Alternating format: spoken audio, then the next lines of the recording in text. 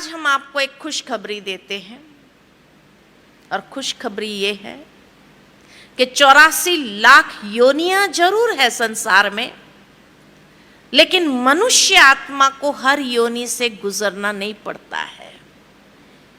मनुष्य मनुष्य ही बनता है। खुशखबरी नहीं है? हाँ? खुशी नहीं हुई क्या कि मनुष्य जीवन फिर मिलेगा?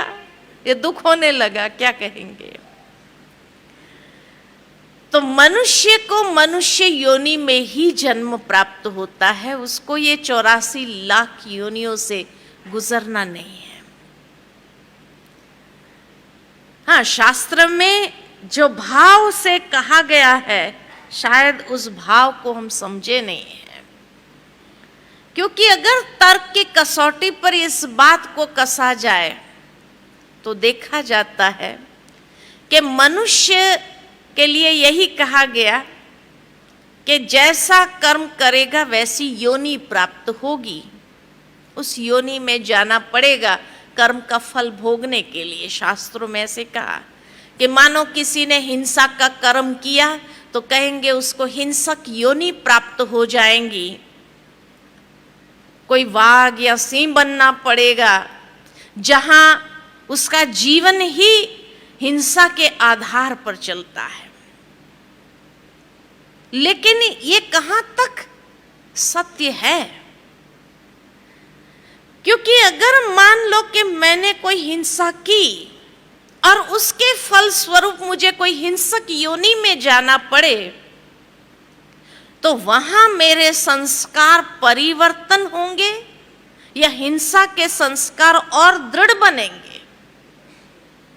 क्या कहेंगे? और दृढ़ बनेंगे। तो फल कैसे मिला? फल उसको कहा जाता है कि जहां मुझे रियलाइजेशन हो कि ये कर्म गलत है, मुझे नहीं करना चाहिए था, और उस डीप रियलाइजेशन से उस संस्कार को मैं चेंज कर दूं। ये है अंडरस्टैंडिंग। लेकिन अगर मेरे संस्कार और दृढ़ बन रहे हैं, कोई रियलाइजेशन ही नहीं है, तो फल कैसे मिला? तो भगवान का सजा देने का तरीका ये नहीं हो सकता है। और तब मुझे ये बात समझ में आई कि वास्तव में भगवान सजा देता ही नहीं है। सजा तो मनुष्य के अपने कर्म ही उसको प्रदान करते हैं। और उस बात पर जब चिंतन चलने लगा तो यही आया कि नहीं, मनुष्य उस योनि में नहीं जा सकता है अपने कर्म का फल भोगने के लिए। दूसरी बात, हम ये क्यों समझे कि जानवर योनि भोगना की योनि है, सजा की योनि है? क्या मनुष्य योनि सजा की योनि नहीं है? आज मनुष्य कितने रूप से सजा भोगता है। जानवर तो एक फिजिकल रूप से ही सजा भोगता है। मनुष्य मेंटल, इमोशनल, सोशल, कितने रूप से, खाली फिजिकल नहीं, कितने रूप से सजा भोग रहा है। तो सजा की या भोगना की योनि कौन सी है? मनुष्य योनि है या जानवर योनि है? क्या कहें? तो आज से पहला ये बैरियर जो है हम निकाल दें कि जानवर योनि भोगना की योनि है। जानवर योनि भोगना की योनि नहीं है। पंछियों को देखो, मस्त गगन में उड़ रहे हैं, कौन सा स्ट्रेस है? हा? और मनुष्य को तो कितने प्रकार का स्ट्रेस, कितने प्रकार की भोगनाएं।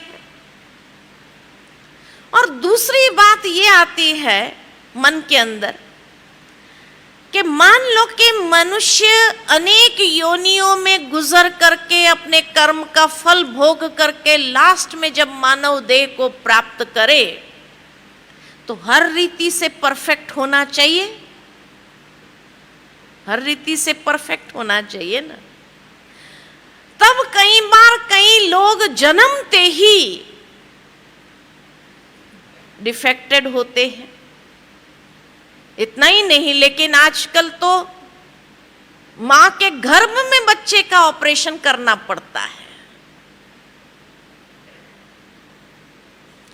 जो बच्चा पैदा भी नहीं हुआ, पैदा होने से पहले कौन सा कर्म किया उसने? अगर पूर्व कर्म कहे तो वो तो भोग के आया ना, सारी योनियों में जाकर के आया, भोग करके आया। तो अब जब मानव योनि में आया तो परफेक्ट होना चाहिए, गोल्डन स्पून इन माउथ होना चाहिए। लेकिन जो बच्चा पैदा भी नहीं हुआ, पैदा होने से पहले उसको तकलीफ है, डिफेक्ट है, तो पैदा होते ही उसने कौन सा कर्म किया जो उसको ये भोगना के साथ जन्म लेना पड़ रहा है? तो इसलिए भी ये हिसाब बैठता नहीं है। तो मनुष्य योनि में ही उसको अपने कर्म का फल भोगना पड़ता है।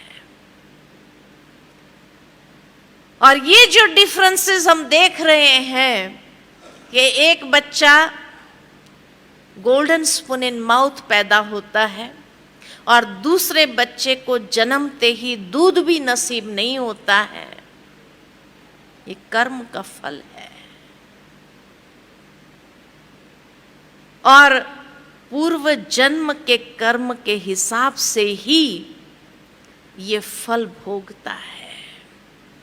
तो मनुष्य योनि में ही उसको अपने कर्म के फल को भोगना पड़ता है, दूसरी योनियों में जाकर के नहीं।